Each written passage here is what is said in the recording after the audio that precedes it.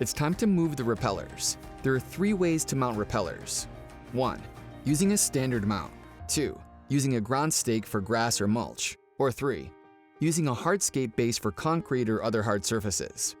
The included standard mount can be used to install a repeller directly onto a deck by using standard deck screws to secure the mount to the surface. Simply route the cables through the space provided in the mount and place the repeller onto it. For direct installation in lawn or landscaping, push the ground stake in with your hands until just above level with the ground. Avoid using hammers or mallets on the stake. Twist the standard mount onto the stake until finger tight. Then, mount the repeller onto the standard mount, aligning the push tabs and making sure the pigtail connectors pass through the cutouts. If using a hardscape base, twist the standard mount into the thread in the center of the base. Once finger tight, pass the pigtail connectors from the repeller through the bottom of the hardscape base.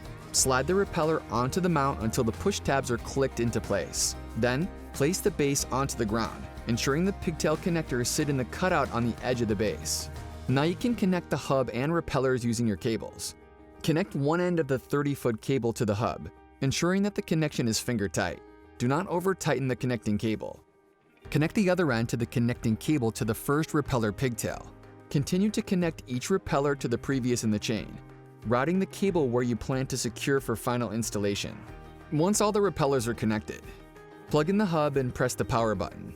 The ring around the hub power button should be illuminated. Check each repeller to ensure they're also on. The LED lights are located halfway up the repeller and circle around the entire device. A chasing amber light pattern indicates the repeller is heating up.